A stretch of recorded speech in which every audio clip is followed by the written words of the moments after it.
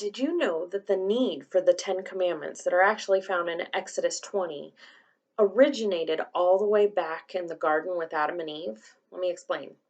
Adam and Eve were living perfect lives. They could walk side by side with God in the garden. They were holy. They were set apart. They were able to commune with Him face to face.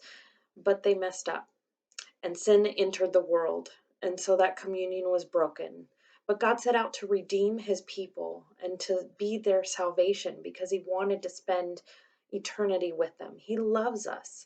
So He made a promise to Abraham later on down the road, saying that He would make His descendants as numerable as the stars in the sky and the sands in the sea. Abraham had Isaac, and that covenant held with him. And then Isaac had Jacob and Esau. Jacob had 12 sons, which eventually became the 12 tribes of Israel.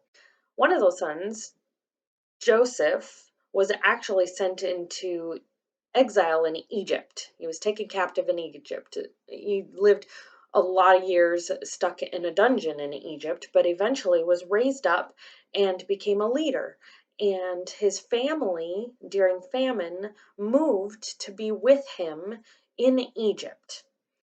Now, fast forward a couple hundred years of feeling abandoned, they all of a sudden go through this Exodus experience where these plagues are brought upon Egypt and they're freed.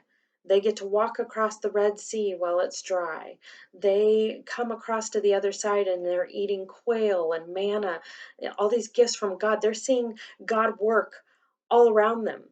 These 12 sons, these 12 sons of Jacob ended up becoming this multitude of people that would have never existed unless Joseph had provided the food in the country for them to have shelter in through the famine. So now, here are these mass multitudes of people in the desert going through all of these awesome experiences that haven't really heard from God in a long time, and God needs to reveal to them their need for a savior. That is actually what the law is all about. When Moses went up on the mountain, we know of the Ten Commandments because those are what's written and what are plastered all over the walls, and they're easy to memorize. They're in our catechism. They're important rules to live by. But did you know that actually the time that he was on the mountain from Exodus 20 all the way to Exodus 31, God gave a whole lot more than 10 commandments. And it's clear when you read them that the purpose of the 10 commandments was not rules and regulations. They were actually for our benefit. God recognized that there needed to be some leadership, some direction, and some moral code to walk after because there was nothing except for opinions of what's right and what's wrong up until that point. They didn't understand their lack and their need for a savior until we were given the law. The law kind of shined as this flashlight on the expectation and also revealed our need for a savior. And so in Exodus 20, we read the basic 10 commandments. You shall have no other gods. You shall not misuse the name of the Lord your God. Remember the Sabbath day by keeping it holy. Honor your father and your mother. You shall not murder. You shall not commit adultery. You shall not steal. You shall not give false testimony against your neighbor. You shall not covet your neighbor's house. You shall not covet your neighbor's wife, or his maidservant, or manservant, his ox or donkey, or anything that belongs to your neighbor. I don't know about you, but my neighbor doesn't have a donkey. I think there's a chicken that lives down the road, but I don't have any donkeys in my world. And so some people can look at this and be like, have you been in public lately? There's a lot of people that use the name of the Lord in vain and nothing happens. Have you seen Sunday at the sports bar down the street because there's a lot of people down there instead of being at church? Or don't even get me started on adultery and swipe right and swipe left. There are so many different opinions on how to live life these days.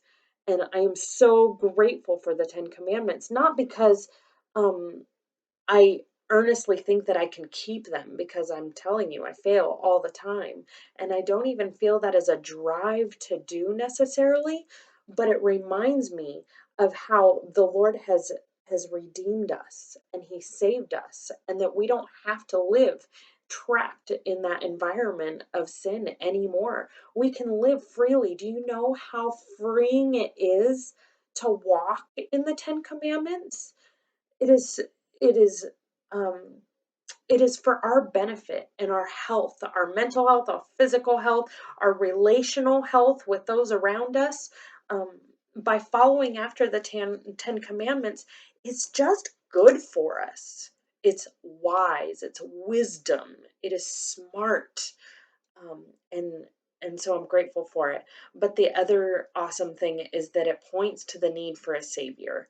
And so I'm so grateful that we don't have to work to earn, that the law doesn't have to be something that we have to hold to a T in order to attain salvation, in order to go to heaven and to avoid hell, that we've been provided a savior. And so it'll be fun to go through and look at these 10 commandments in the future.